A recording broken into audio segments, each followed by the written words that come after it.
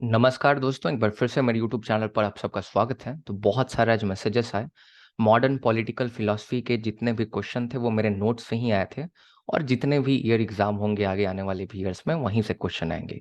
क्योंकि एक प्रोफेसर के माइंडसेट से मैं क्वेश्चन सेट करता हूँ, क्योंकि हूँ भी और क्वेश्चन सेट करता हूँ, और इसीलिए उससे बाहर कोई क्वेश्चन बनता ही नहीं। तो क्या पूछेंगे, कुछ पूछेंगे नहीं। तो इसीलिए बहुत सारे स्टूडेंट ने रिक्वेस्ट किया तो मैं बना रहा हूँ। अच्छा, मैंने कोट पैंट वाले भाई साहब के बारे में पिछले वाले वीडियो में बात कर रहा था कि उनके 108 रुपए के नोट्स पड़ते हैं, 99 के बाद इंस्टा मोजो 108 कर देता है। और मुझे थोड़ा सा गुस्सा है उन नोट्स पर। मुझे नोट से कोई प्रॉब्लम नहीं है। अरे आप घटिया चीज बेचिए ना, मुझे क्या फर्क पड़ रहा है, आपको पैसे आ रहे हैं। और एक बार जो खरीदेगा उसके बाद अगर उसको अच्छा नहीं लगेगा तो वो नहीं खरीदेगा, बात खत्म है। मुझे प्रॉब्लम ये है कि बहुत सारे ऐसे यूट्यूबर्स आ गए, मुझे टाइम नहीं मिलता। मेरे अमेरिका के क्लासेस होते हैं, यहाँ कॉलेज में क्लासेस होते हैं, अपना पढ़ना होता है, और भी बहुत सारे 3-4 काम हैं। इंटरनेशनल ट्यूटरिंग का वेबसाइट संभालता हूँ, तो बहुत सारे काम हैं। जेआरएफ क्वालिफाइड हूँ, इंस्ट्रक्टर हूँ ड्यूक यूनिवर्सिटी में, नॉर्थ कैरोलिना जो अमेरिका में है। ऑनलाइन इंस्ट्रक्ट जो है इंस्ट्रक्टर हूँ। प्रोफेसर से एक छोटा सा पद होता है नीचे, उसमें स्टूडेंट्स को पॉलिटिकल साइंस पढ़ाता हूँ। तो बहुत सारे काम हैं। तो देखिए, मुझे परेशानी इतना ही है कि मुझे टेक्स्ट करते हैं ना, तो मुझे एग्जाम के समय तो सबको डर लगता है। अब एग्जाम के समय सोचते हैं important notes of Indian political thought, they will type like that. और जिसने मेरा चैनल आज तक देखा ही नहीं है, मुझे नहीं देखा है, मुझे नहीं जानते, मेरा पढ़ाई आज तक एक लेक्चर नहीं देखा, वो आते हैं, I need your notes. My notes are of 165 rupees, Indian political thought और मॉडर्न पॉलिटिकल फिलोसफी। तो अब उनके साथ प्रॉब्लम ये है कि वो अब बार्गेनिंग शुरू करेंगे कि can you do it 150, can you do it 140, can you do it 160। नहीं भाई, मैं 5 रुपए भी नहीं छोड़ूंगा। मेहनत से नोट्स बना है, मैं फिर बोलूंगा। मैं वो कोट पैंट वाले के जैसा मैंने कॉपी पेस्ट नहीं किया है। और वो मेरे कंटेंट भी कॉपी पेस्ट करता है। वो कहीं सार कॉन्सेप्ट से उठा के लेते आएगा, कहीं कुछ से लेते आएगा, कहीं मेरे कॉन्सेप्ट लेकर आ जाएगा, और बस वीडियो बना देता है। अपना पढ़ो ना भाई। जैसे पॉल साइंस हेल्प वाले सर कर रहे हैं, अपना कंटेंट तैयार करते हैं, अपना सब कुछ करते हैं उन्होंने। और इनफैक्ट मैं तो उनसे इंस्पायर होकर यूट्यूब जो है चैनल मैंने बनाया था। मुझे लगा कि मैं उनसे बेहतर समझा सकता हूँ, तो मैंने चैनल बना लिया और सब्सक्राइबर्स हो गए। तो आप उनके जैसा काम करो ना, उनके लिए रिस्पेक्ट है दिल में। और कितना टॉक्सिक इन्वायरमेंट में काम होता है, देखिए मैंने एक दिन डाला हुआ था स्टेटस कि क्लासिकल बुक्स पढ़कर नोट्स बनाए हैं, इंटरनेट से छापा नहीं है। Like dash dash coat pant वाला आदमी, वो गार्बेज 108 रुपए में सेल करता है, और मैं आप लोगों को गोल्ड 165 रुपए में दे रहा हूँ, लेकिन आप लोगों को महंगा लगता है।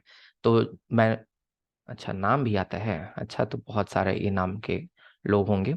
तो मैंने लिखा कि लगता है आपके साथ ऐसा हो गया है। हो सकता है, क्योंकि मुझे सबसे पहली बार कैसे पता चला था, मेरा एक स्टूडेंट था, बाद में इग्नू में नाम लिखाया था, उसने नोट्स खरीदा, मुझे भेजा, बोला कि सर ये क्या है सर, ये हम गलती से खरीद लिया, आपके पास कुछ कंटेंट है तो भेजिए वरना फेल हो जाएंगे। तो बाद में मैंने भेजा, नहीं सर मैंने नोट्स नहीं लिए थे, मैंने वहां जॉब की थी, कुछ दिनों में छोड़ दिया था, फिर वहां जाके सॉफ्ट थी कैसे क्या क्या करते हैं वो सब। अब मुझे तो पता ही नहीं था, मैं इनको जानता भी नहीं पर्सनली, क्या करते हैं, उनका टीम भी है।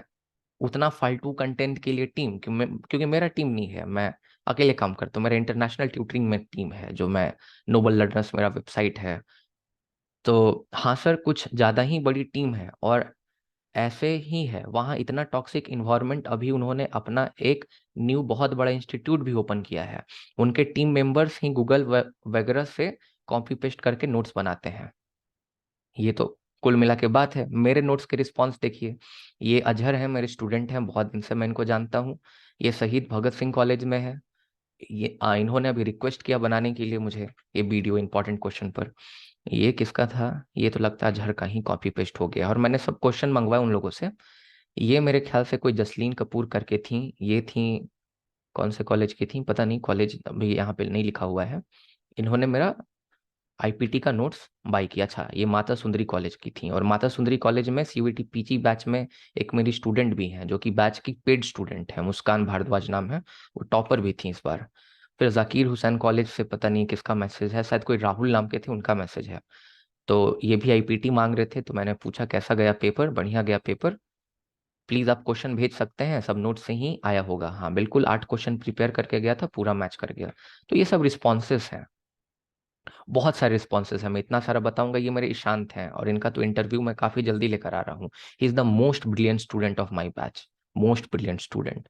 इनके 93 मार्क्स बन रहे हैं जामिया मिलिया इस्लामिया में, जब आंसर किया है उसके बाद का। ये मेरे ख्याल से किरोरी मल कॉलेज में है या रामजस में, मैं कंफर्म नहीं हूँ। किरोरी मल ही इन्होंने कभी मुझे से कहा, मतलब मेरे मेरे से कहा था। एक ये क्वेश्चन चैलेंज करते तो और ज्यादा मार्क्स बढ़ता, क्योंकि एक band of robbers Saint Augustine की जगह पे प्लेटो आंसर दिखा रहा है वहां पे। तो ये उनके साथ चैट है, तो ये तो मेरे ख्याल से AIR 1 करेंगे ही। और फिर उसके बाद ये प्रोफेसर दीदी हैं, ये उड़ीसा की प्रोफेसर हैं। मेरे UGC नेट के बैच में बहुत सारे प्रोफेसर्स भी इनरोल्ड हैं, क्योंकि पहले नेट क्रैक करना इंपॉर्टेंट नहीं था प्रोफेसर बनने के लिए, हालिया दिनों में कंपलसरी किया है। तो दीदी देखिए, जो मेरे से बड़े हैं मैं उनका बहुत इज्जत करता हूँ, ऐसा नहीं कि मैं इज्जत नहीं करता हूँ। मैं हमेशा इनको प्रणाम लिख कर भेजता हूँ, बड़ी हैं मेरे से, बहुत ज्यादा बड़ी हैं। इनके बच्चे भी हैं, और मैं इनके सामने बहुत छोटा हूँ, इनके छोटे भाई की तरह। और ये इनका कॉम्प्लीमेंट मेरे लिए मायने रखता है। ये मेरे बैच की दीदी हैं, स्टूडेंट नहीं बोलूंगा, स्टूडेंट सब ठीक नहीं रहेगा इनके लिए। तो ये सब कुछ बातें हैं, और मैंने कुछ गलत नहीं बोला। देखिए मुझे आप खुद सोचिए ना, मैं 12-13 घंटे काम करता हूँ, मैं 12 घंटे मतलब 13 घंटे बिजी रहता हूँ। मेरा आप समझिए कि मेरा जिंदगी एक लेबर क्लास से भी बदतर है, मुझे खाने का टाइम नहीं मिलता। और आप मुझसे पूछेंगे इतना डिस्काउंट दे दो, ये डिस्काउंट दे दो, तो माथा तो खराब होगा ना। नहीं, नोट्स लेना है मत लीजिए, कोई दिक्कत का बात नहीं है, परेशान मत कीजिए कम से कम। तो चलिए हम लोग डिस्कस कर लेते हैं। और जैसा कि मैंने MPP वाले में आपको बताया था, इंपॉर्टेंट क्वेश्चन जिस तरह से, और आंसर सब मेरे आपको नोट्स में मिल जाएंगे। आंसर लिखना कैसे है, तो जो इंट्रोडक्शन वाला पार्ट है वो हमेशा पहले लिखिएगा, बुक्स और इंस्पिरेशन सब पहले लिखिएगा। और उसके बाद जो है ना, ये भी नोट्स 165 में पूरा का पूरा अवेलेबल है। और बाद में जो है ना, अगर कोशिश कीजिएगा उसमें अगर कोई इंपॉर्टेंट कोटेशन है तो कोटेशन से आंसर शुरू करें, बहुत बेहतर बनेगा।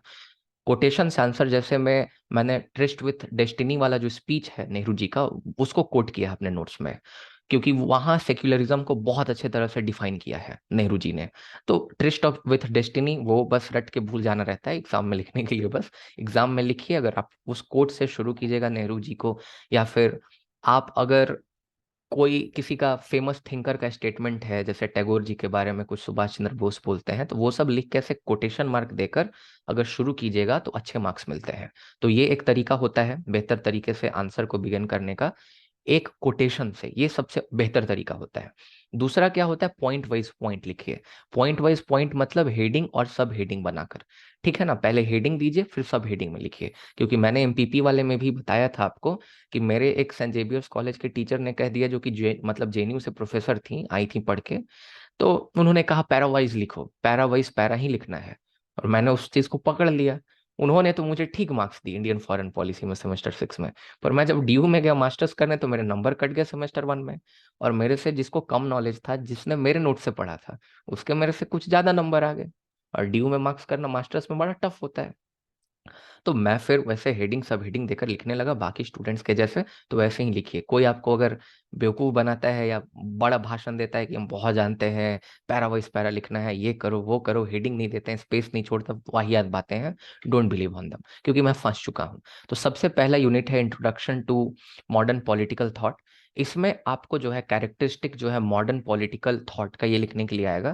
तो मॉडर्न पॉलिटिकल थॉट अगर आप देखिएगा मेरे नोट्स में, तो स्ट्रीम्स में मैंने बांटे हुए हैं। लिबरल स्ट्रीम है, सोशलिस्ट स्ट्रीम है, आइडियलिस्ट स्ट्रीम है।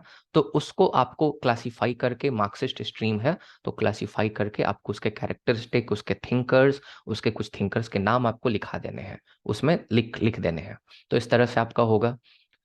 फिर आपको इनिशियल थीम्स बताना है मॉडर्न इंडियन पॉलिटिकल थॉट का, वो भी नोट्स में आपको देखने को मिल जाएगा। ओके, मेन कैरेक्टरिस्टिक वो तो सेम ही क्वेश्चन है ना।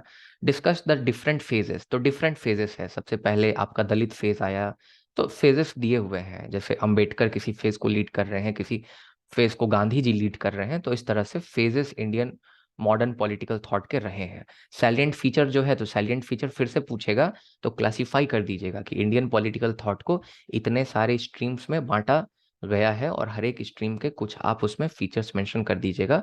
तो इसका आंसर ऐसे बन जाएगा। आपको आई होप समझ में आ गया होगा।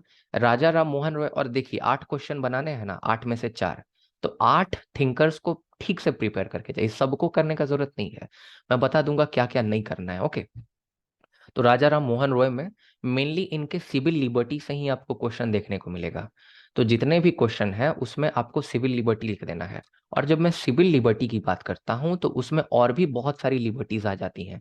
सिविल लिबर्टी में वुमेन राइट आ जाएगा, फिर सिविल लिबर्टी में उनका जो इकोनॉमिक्स पर उनका जो एक दृष्टिकोण है, उनका जो फ्रीडम ऑफ स्पीच एक्सप्रेशन के बारे में उनका एक जो आपका एक्सप्रेशन है उसमें जो उन्होंने लिखा है, राइट, वो सब चीजें आपको लिखनी पड़ेंगी राजा राम मोहन रॉय में। तो मेनली आपका जो है ना, राजा राम मोहन रॉय से सिविल राइट्स पे ही क्वेश्चन आपको देखने को आएगा, क्योंकि वही आपके टॉपिक में लिखा हुआ है। ओके, इस तरह से क्वेश्चन बना बना के सबका मीनिंग एक ही निकलता है, बस सिविल राइट्स के बारे में आपको लिखना है। Raja Ram Mohan Roy inaugurated an era of constitutional liberalism in India, analyse this statement with reference to his view on rights. Same चीजें, बस सिविल राइट के बारे में आपको लिखना है, बाकी आपको पढ़ के जाने की जरूरत नहीं है, क्योंकि मेरे नोट्स में बहुत सारी चीजें हैं, क्योंकि ड्यू के सिलेबस में एक ही चीज दे रखा है। अब जैसे नेहरू जी का सेक्युलरिज्म ड्यू में पढ़ना है, लेकिन असम के कुछ यूनिवर्सिटीज में सेक्युलरिज्म के अलावा उनका डेमोक्रेसी पढ़ना है, उनका सोशलिज्म पढ़ना है, तो मैंने वो सब भी इंक्लूड कर दिया है। समझ में आ गया। एक आप पंडिता रमाबाई करके जाइए। पंडिता रमाबाई का एक तो शॉर्ट नोट्स है, ज्यादा पेजेस नहीं है उसमें, तो ये आप पक्का करके जाइए और एक क्वेश्चन आपको पक्का देखने को मिलेगा। और जो भी पंडिता रमाबाई से पूछे जेंडर फेमिनिज्म जैसे मेरे नोट्स में है ना, हूबहू कॉपी करके आ जाइएगा, कोई दिक्कत का बात नहीं है। तो एक ही क्वेश्चन बनता है, जेंडर से पूछे, फेमिनिज्म से पूछे, जो भी क्वेश्चन आ जाए इस तरह का, जो मैंने लिखा है बस पूरा का पूरा लिख देना है, काम हो जाएगा आपका। ओके। फिर विवेकानंद पर भी आप देख सकते हैं, विवेकानंद के मैंने बहुत सारे आइडियाज को मेंशन कर दिए हैं, आप उनके आइडियल सोसाइटी को ही पढ़ के जाइएगा। मैं तो कहूंगा विवेकानंद आप छोड़ भी सकते हैं, ऐसा कोई दिक्कत का बात नहीं है। गांधी जरूर करके जाइए, बहुत इंपॉर्टेंट है, इनसे क्वेश्चन आएगा ही। गांधी के स्वराज से क्वेश्चन आएगा, तो गांधी के स्वराज से पहले आपको लिखना पड़ेगा गांधी के अहिंसा और सत्य के बारे में, क्योंकि स्वराज जो है ना, वो सत्य और अहिंसा के दो पिलर्स पे बना हुआ है, तो आपको उसको मेंशन करना पड़ेगा पहले। और गांधी का स्वराज बहुत सारे डायमेंशंस में बटा हुआ है। गांधी का स्वराज इकोनॉमिक स्वराज है, पॉलिटिकल स्वराज है, फिर गांधी का स्वराज कल्चरल स्वराज भी है। तो गांधी के स्वराज के काफी सारे डायमेंशन हैं। और Gandhi one of my favourite thinker, I really admire this man. और इन्हीं इसी इंसान से मुझे बहुत ज्यादा प्रेरणा मिलती है। मैं पहले जब टीचर बना था ना, तो मुझे लगता था मैं इस समाज के लिए बहुत बेहतर काम करूंगा, मैं कर भी रहा हूँ, ऐसा कुछ नहीं, पर मैं सबकी सहायता करूंगा, कम रुपए पैसे में चीजों को करूंगा, महात्मा गांधी जैसा, मतलब कम में जी खा लूंगा, जैसे कबीरदास महात्मा गांधी बताते हैं। पर मुझे बाद में विश्वास उठ गया, विश्वास इसलिए उठा कि महात्मा गांधी ने क्या नहीं किया देश के लिए, पूरा का पूरा अपना सब चीज निछावर कर दिया। मे भी इनके कुछ डिसीजन गलत हो सकते हैं, पर आप इसके नियत पर सवाल कर रहे हैं, इनके नियत पर कि खराब आदमी थे।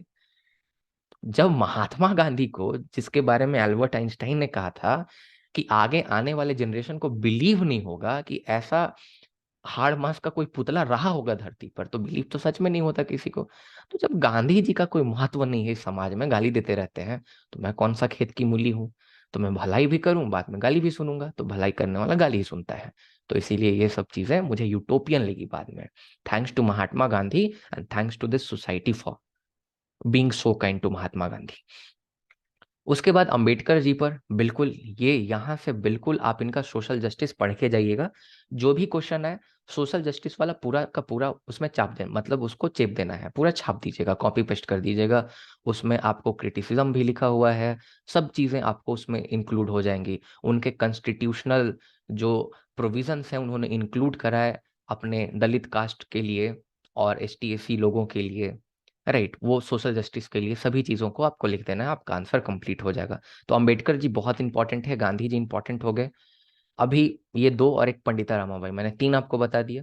एक और आप कर सकते हैं, टैगोर पर एक पक्का पक्का उनके नेशनलिज्म पर क्वेश्चन आएगा, क्रिटिक ऑफ नेशनलिज्म। और टैगोर के क्रिटिक ऑफ नेशनलिज्म में फिर से कम स्लाइड्स हैं, 12-15 स्लाइड्स के आसपास में होंगे। एक बात और, मुझे पता है कितना आंसर सफिशिएंट होता है, तो मेरा कोई भी ऐसा स्लाइड नहीं होगा, PDF होगा, जिसमें आप आंसर ही नहीं लिख पाए, आपका कंटेंट शॉर्ट हो जाए, ऐसा हो ही नहीं सकता। मैंने चीजों को एनालाइज किया है, ठीक से देखा है, और ये टाइम टेस्टेड नोट्स है, ऐसा नहीं कि आप लोग पहली बार यूज कर रहे हैं।